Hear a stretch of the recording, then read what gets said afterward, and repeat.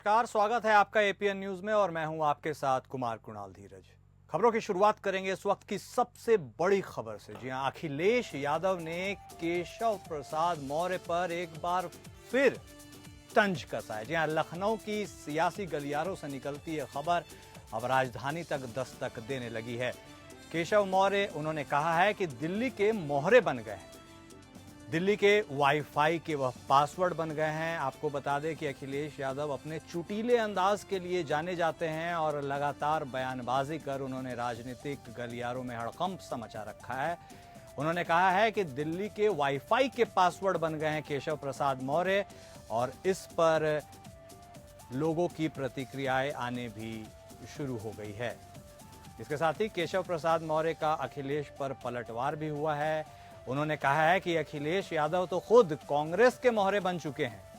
केशव शिवपाल यादव ने भी बड़ा दावा किया है। शिवपाल यादव बोले हैं कि जल्द ही योगी जी की सरकार गिर जाएगी, इंतजार करो।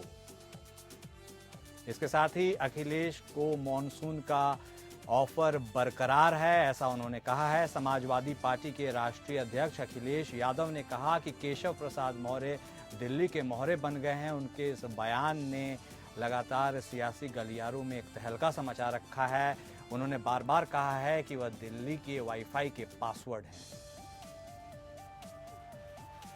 इस वक्त की बड़ी खबर से हम आपको अपडेट करा रहे हैं, जहां यूपी की राजनीति में सब कुछ ठीक है ऐसा अब कहा नहीं जा सकता, खासकर यदि विपक्ष के बयानबाजी के ऊपर गौर करें।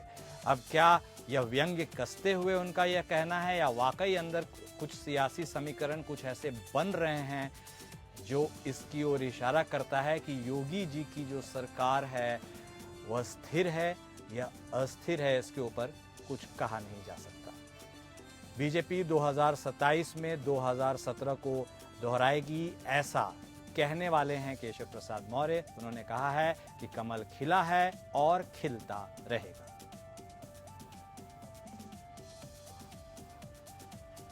तो इस वक्त की बड़ी खबर के बारे में हम आपको बता रहे हैं, जहां अखिलेश यादव ने एक बार फिर से केशव प्रसाद मौर्य के ऊपर निशाना साधा है।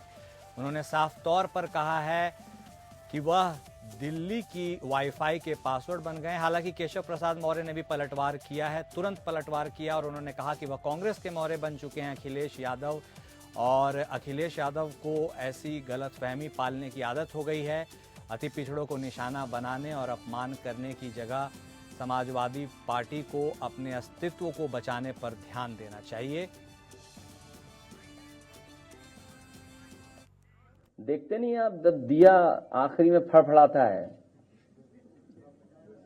तो ये फड़फड़ा रहे हैं, इसीलिए होर्डिंग लगवा रहे हैं। क्यों, तुम्हें समझ में नहीं आता? मैंने कहा दिल्ली के वाईफाई के ये सब पासवर्ड हैं। तो आखिरकार यूपी की राजनीति में यह क्या चल रहा है? हफ्ते भर से ही एक सवाल सियासी गलियारों में लगातार तैर रहा है। बयानबाजी, मुलाकातें और अंदर खाने बैठकों की खबरों ने यूपी के माहौल को बिल्कुल गर्मा कर रखा हुआ है। इस बीच मुख्यमंत्री योगी आदित्यनाथ और दोनों डिप्टी सीएम केशव प्रसाद मौर्य और ब्रजेश पाठक दिल्ली के लिए रवाना हो रहे हैं। सरकार के साथ यूपी बीजेपी का संगठन भी दिल्ली में मौजूद रहेगा। प्रदेश अध्यक्ष भूपेंद्र चौधरी और संगठन महामंत्री धर्मपाल सिंह भी राष्ट्रीय राजधानी पहुंचेंगे। सीएम ने नीति आयोग की गवर्निंग काउंसिल में बैठक में हिस्सा लेने का अपना स्वीकारोक्ति दी है। बजट और उत्तर प्रदेश के विकास पर भी वे चर्चा करेंगे। इसके अलावा यूपी बीजेपी के नेता केंद्रीय नेतृत्व से भी मुलाकात कर सकते हैं। सूत्रों के मुताबिक दिल्ली से रवाना होने से पहले सीएम योगी, मौर्य, पाठक, भूपेंद्र चौधरी और धर्मपाल सिंह राष्ट्रीय स्वयंसेवक संघ की बैठक में हिस्सा लेंगे। यह बौद्धिक बैठक आरएसएस के वरिष्ठ प्रचारक शंकरी लाल ने बुलाई है। सरकार और संगठन के जुड़े लोग इस बैठक में मंथन करेंगे। हफ्ते भर पहले ही उप मुख्यमंत्री मौर्य और प्रदेश अध्यक्ष भूपेंद्र चौधरी दिल्ली पहुंचे थे। मौर्य ने बीजेपी नेताओं के साथ बैठक की थी, जबकि चौधरी ने यूपी में बीजेपी की हार के कारण गिनाए थे और अपनी रिपोर्ट सौंपी थी।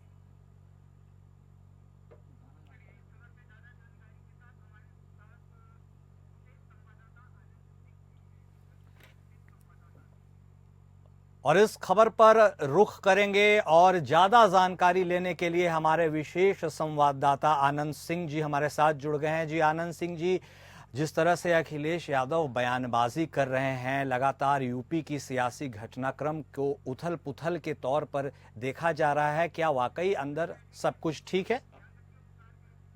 बिल्कुल। देखिए कुणाल, जिस तरह से अखिलेश यादव ने आज जो प्रेस वार्ता की है उसमें जिस तरह से हमला किया है उन्होंने सरकार के ऊपर, वो निश्चित ही कहीं न कहीं जरूर बताता है कि सरकार में सब कुछ ठीक नहीं चल रहा है। अखिलेश यादव ने तो यहाँ तक कह दिया है कि उन्होंने शीर्ष नेतृत्व यानी केंद्रीय नेतृत्व के रूप में घोषित की है। अखिलेश यादव ने कहा कि जो वाईफाई है दिल्ली में, उसका जो पासवर्ड है वो उत्तर प्रदेश में है। उनका इशारा केशव प्रसाद मौर्य की तरफ था कि जिस तरह से उसका पता की खबरें आजकल सरकार में चल रही है। हालांकि आज नीति आयोग की बैठक में हिस्सा लेने के लिए मुख्यमंत्री योगी आदित्यनाथ और दोनों डिप्टी सीएम दिल्ली रवाना होंगे।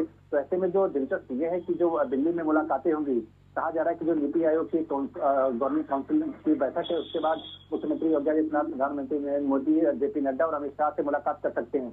दोनों डिप्टी सीएम भी वहां रहने की उम्मीद जताई जा रही है। तो ऐसे में ये कहा जा रहा है कि उत्तर प्रदेश में जो सुगबुगाहट चल रही है, जो बीजेपी में हलचल चल रही है, हो सकता है कि उसका अंत उस बैठक में हो, वहाँ दिल्ली में हो, जो केंद्रीय नेतृत्व और प्रदेश नेतृत्व आप कह सकते हैं कि वहाँ पर साथ में मौजूद होंगे।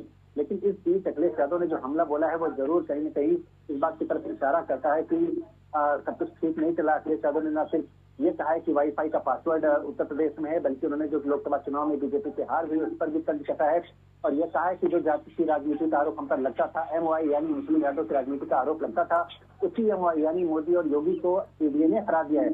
तो ये कह सकते हैं कि उत्तर प्रदेश की राजनीति काफी दिलचस्प हो चुकी है और आने वाले कुछ दिनों में इसमें कुछ आप कह सकते हैं कि कुछ बदलाव देखने को मिल सकते हैं।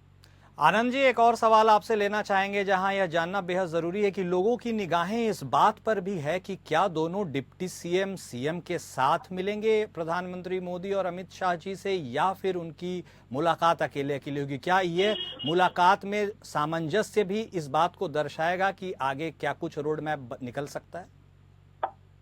देखिए कुणाल, अगर हाल के दिनों की बात करें तो केशव प्रसाद मौर्य तमाम बैठकों में जो मुख्यमंत्री ने बुलाई उसमें वो शामिल नहीं हुए। कल यहाँ तक कि जो प्रयागराज मंडल की बैठक थी उसमें भी उन्होंने हिस्सा नहीं लिया था। तो इसके बाद से कयास जो लग रहे थे कि कुछ न कुछ अंदर खाने चल रहा है भारतीय जनता पार्टी में, उसको कहीं न कहीं बल मिला और यही वजह है कि कुछ लगातार हमलावर रहा है। दिल्ली में भी जब गए तो केशव प्रसाद मौर्य अलग से प्रदेश अध्यक्ष भूपेश सिंह चौधरी के साथ वहां पर गए, उन्होंने अपनी बात रखी। अब जबकि सारे लोग कल दिल्ली में इकट्ठा हो सकते हैं तो ये कहा जाता है, ये इसकी अभी जानकारी नहीं है कि क्या वो साथ में मिलेंगे, लेकिन ये कहा जा रहा है कि शायद अलग अलग मुलाकातें हो सकती हैं। तमाम जो शीर्ष नेता हैं राष्ट्रीय स्तर पर, चाहे प्रधानमंत्री नरेंद्र मोदी हो, चाहे जेपी नड्डा हो या अमित शाह हो, हर पक्ष अपनी बातें रखेगा और अपनी चीजों को वहां पर बताएगा और अंतिम फैसला जो लेना है वो शीर्ष नेतृत्व। चलिए, अलग अलग मुलाकात के शायद अलग अलग मायने भी लोग निकाले, और जिस तरह से अखिलेश यादव हमलावर हैं, बिल्कुल ऐसा देखना दिलचस्प होगा कि आखिर इस मीटिंग से क्या कुछ निकल कर आता है। हमारे साथ जुड़ने के लिए और तमाम जानकारी साझा करने के लिए आनंद जी आपका बेहद शुक्रिया। अब बात करेंगे बलिया की, जहां रोजाना ट्रकों से लाखों की अवैध वसूली मामले में सीएम ने बड़ा एक्शन लिया है। सीओ, एसओ समेत 18 पुलिसकर्मी सस्पेंड कर दिए गए हैं। 7 पुलिसकर्मियों समेत 23 लोगों पर केस भी दर्ज किया गया है। इसके साथ ही एसपी और एएसपी का स्थानांतरण कर दिया गया है।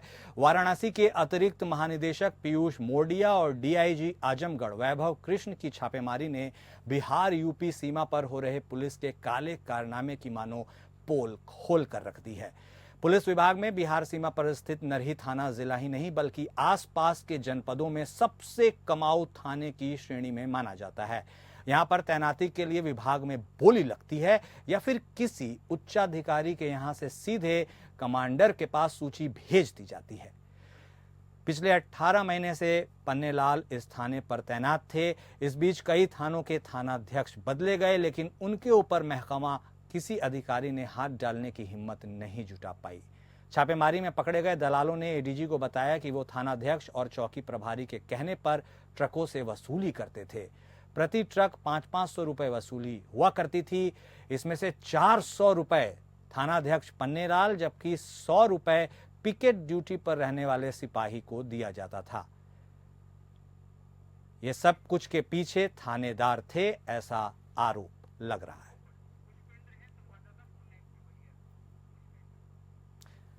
सीधे रुख करेंगे हमारे सहयोगी पुष्पेंद्र का, जो इस वक्त हमारे साथ बलिया से जुड़ गए हैं। जी पुष्पेंद्र, यह बड़ा एक्शन क्या दिखाता है कि सरकार अब जीरो टॉलरेंस के मोड में आ गई है जहां तक भ्रष्टाचार की बात की जाए और खासकर सरकारी महकमे में भ्रष्टाचार की बात की जाए? जी कुमार, यह बलिया का नरही थाना है जहां एडीजी जोन द्वारा बड़ी कार्रवाई की गई है।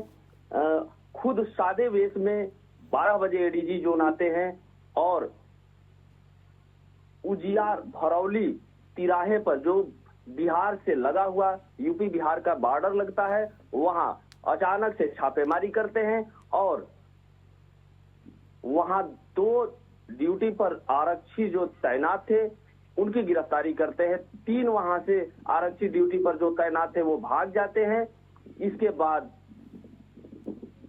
16 दलाल जो वहां मौजूद होते हैं। चलिए जी बिल्कुल धन्यवाद हमारे साथ जुड़ने के लिए और तमाम जानकारी देखने के लिए। तो हम आपको बता रहे थे कि किस प्रकार प्रशासनिक महकमे पर बुलडोजर चला है। जी हाँ, इस बार भ्रष्टाचार के खिलाफ बुलडोजर चला है, जहां थानाध्यक्ष नप गए हैं, साथ ही एसपी और एएसपी बलिया का भी स्थानांतरण कर दिया गया है। भ्रष्टाचार के आरोप लगने पर यह बड़ी कार्रवाई की गई है।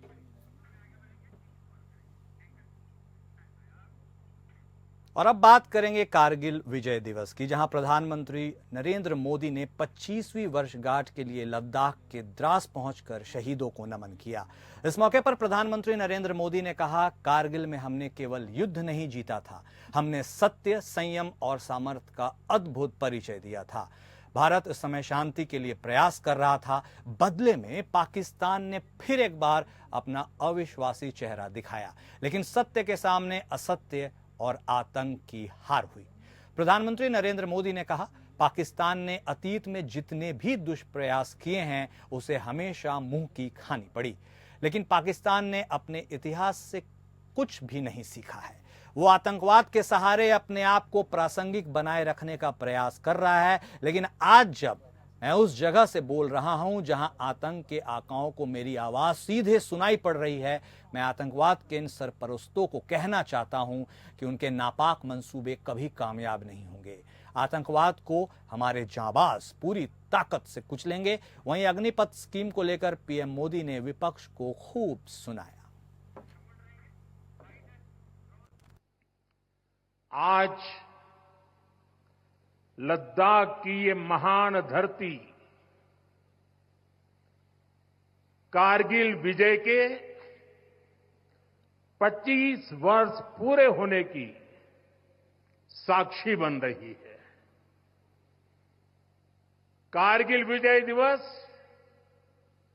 हमें बताता है कि राष्ट्र के लिए दिए गए बलिदान अमर होते हैं।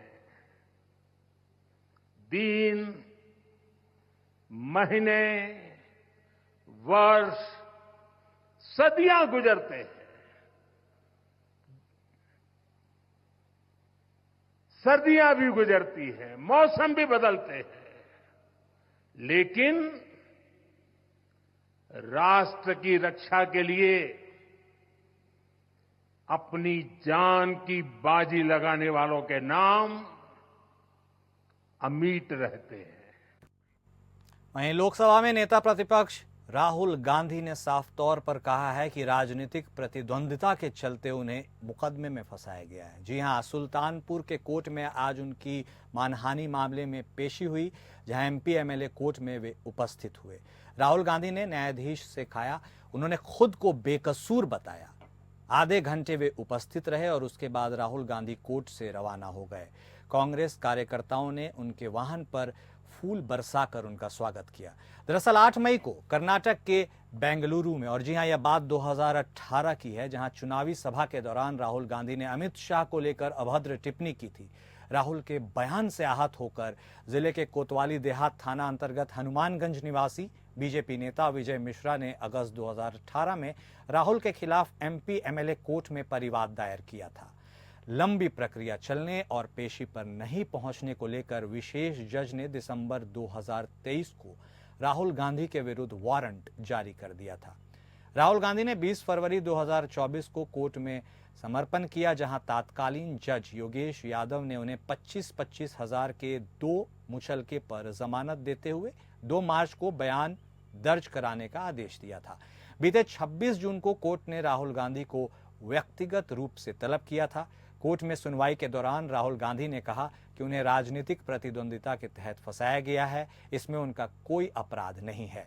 राहुल गांधी के आगमन के दौरान कांग्रेसी कार्यकर्ताओं ने फूल माला पहनाकर उनका स्वागत किया। इस दौरान कांग्रेस नेता और स्थानीय लोगों का बड़ा हुजूम राहुल गांधी को देखने के लिए उमड़ पड़ा।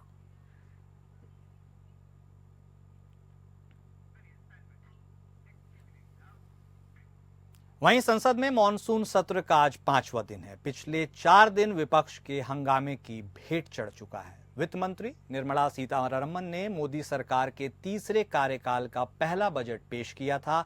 तब से संसद के दोनों सदनों यानी लोकसभा और राज्यसभा में बजट पर चर्चा हो रही है। वहीं बजट के खिलाफ विपक्ष के रुख के चलते सदन में हंगामा भी देखने को मिल रहा है।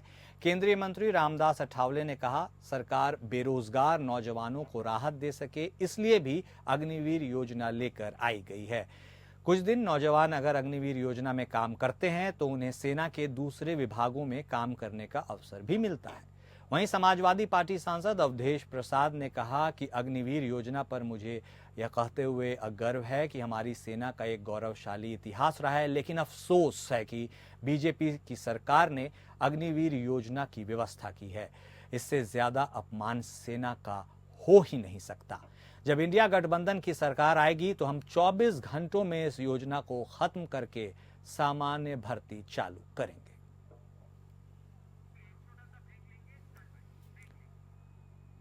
करेंगे मुंबई की, जहां उपनगर में रात से ही भारी बारिश हो रही है और लोगों का जीना मुहाल हो गया है। बारिश में इजाफा होने के कारण उपनगर में कई नदियां और नाले उफान पर हैं। वहीं मौसम विभाग ने साफ कर दिया है कि बारिश का सिलसिला आज भी जारी रहेगा। मौसम विभाग की जानकारी के मुताबिक मुंबई समेत उपनगर में भारी बारिश की चेतावनी दी गई है और बारिश का रेड अलर्ट जारी किया गया है। इस दौरान बारिश से बहुत भारी बारिश होगी। वहीं अगले 24 घंटों के लिए मुंबई शहर और अन्य स्थानों में भी भारी बारिश हो सकती है। इस बाबत चेतावनी जारी कर दिया गया है। मौसम विभाग ने कुछ स्थानों पर भारी बारिश की संभावना जता दी है। इस दौरान 60 से 70 किलोमीटर प्रति घंटे की गति से हवा चलने की भी संभावना है। अधिकतम और न्यूनतम तापमान क्रमशः इस समय 27 डिग्री सेल्सियस से 24 डिग्री सेल्सियस के आसपास ही रहने की उम्मीद है।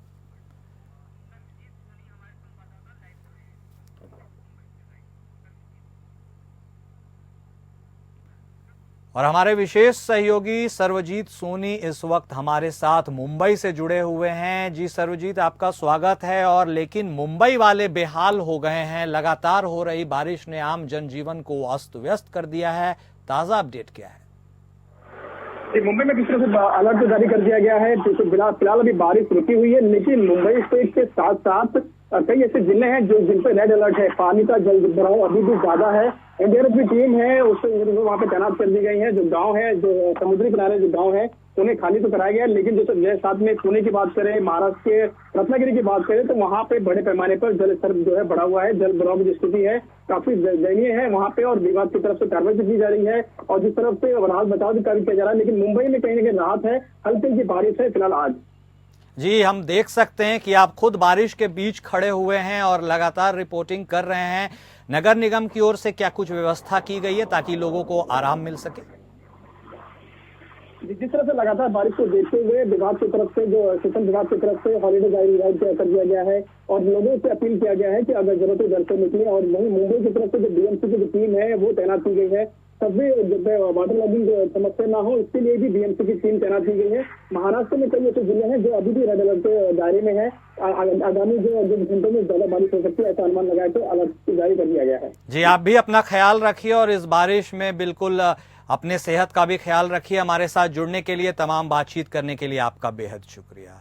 अब बात करेंगे गृह मंत्रालय से जुड़ी खबर की, जहां उसके निर्देश पर गोंडा जिला अधिकारी के नेतृत्व में आपदा प्रबंधन द्वारा बाढ़ से निपटने के लिए मॉक ड्रिल का आयोजन किया गया है। बाढ़ के क्षेत्र के लोगों को बाढ़ से निपटने के लिए आपदा प्रबंधन और एसआरएफ की संयुक्त टीम ने मॉक ड्रिल के दौरान कई कार्यक्रम किए और लोगों को दिखाया गया। बाढ़ के क्षेत्र के लोगों को जागरूक करने का मैसेज दिया गया। उन्हें कहा गया कि कैसे बाढ़ आने पर उससे निपटा जाए। इसको लेकर लोगों को कई तरीके बताए गए। वहीं जिलाधिकारी नेहा शर्मा की मौजूदगी में मॉक ड्रिल का आयोजन सकुशल संपन्न कराया गया। देखिए, आज का ये मॉक ड्रिल जो है बाढ़ प्रबंधन, खासतौर पे आपदा नियंत्रण और आपदा प्रबंधन को लेकर के किस तरह से जो SOPs हैं उनके संदर्भ में था। और हर विभाग की अलग अलग जिम्मेदारी होती है, उसमें जो रिस्पॉन्सिवनेस है वो किस तरह की होनी चाहिए, एक अलर्ट मोड होना चाहिए। तो हम लोगों ने इसको सरयू नदी के किनारे आज आयोजित किया है और यहाँ हमारे साथ में पार्टिसिपेंट्स के रूप में ग्रामवासीगण भी हैं, सभी विभाग हैं और विभागाध्यक्ष हैं। एक आपदा जो है उसके नियंत्रण में रिस्पॉन्सिवनेस और रिस्पॉन्स टाइम का मिटिगेशन सबसे इम्पॉर्टेंट कड़ी होता है। उस संदर्भ में ये इस तरह की मॉक ड्रिल्स बहुत हेल्पफुल होती हैं, क्योंकि हर किसी को अपने दायित्व के बारे में जानकारी होती है कि किस टाइम पर उसको किस तरह का रिस्पॉन्स देना है। तो ये एक मॉक ड्रिल बहुत ही अच्छे उद्देश्य के लिए है और समय तैयारियों को और मुस्तैदी से किया जा सके उस संदर्भ में। 2 जुलाई 1999 में कारगिल में शहीद हुए मोगा जिले के गांव राववाल के जियोन सिंह की 25वीं बरसी पर सैनिक भिलाई बोर्ड की ओर से कारगिल विजय दिवस पर उन्हें सम्मानित किया गया। जियोन सिंह 1994 में 8वीं सिख टाइगर हिल बटालियन में भर्ती हुए थे। करीब 2 साल बाद यानी 1997 में जियोन सिंह की शादी गांव के साथ लगते हुए एक दूसरे गांव में चरणजीत कौर के साथ हुई थी और उनका एक बेटा भी है। जियोन सिंह के माता पिता भी अब इस दुनिया से चल बसे। जियोन सिंह अपने परिवार में 2 भाइयों और एक बहन के भाई थे और उन्हें बचपन से ही शौक था कि वो फौज में भर्ती होंगे। और देखिए यह कैसी विडंबना रही कि तिरंगे में लिपटकर उनका शव आया। 2 जुलाई 1999 को कारगिल की पहाड़ी में पाकिस्तानी सेना के साथ लोहा लेते हुए वे शहीद हो गए। जियोन सिंह की पत्नी के मुताबिक उन्होंने कहा कि उन्हें गर्व है कि वह एक शहीद की विधवा है। उन्होंने बताया कि उनकी शहीदी को पूरा भारत कारगिल विजय दिवस के रूप में हर साल मनाता है। वो तो पहले तो बहुत सी खुशी भी चलो है ना, इस तरह सरकारी जॉब मिली है किमें बाद में जो इस तरह हो गया फिर बहुत दुख आया इन्होंने चीज़ों का है ना। फिर यही मन च सोचा भी खरे परमात्मा ने लिखा ही जाने होया सी भी इन्ना टाइम देश जो गंढे सीगे तो इन्ना चिर इन्होंने जिंदगी जीनी सी। अभी के लिए इस बुलेटिन में इतना ही, लेकिन आप बने रहिए APN न्यूज़ के साथ। नमस्कार।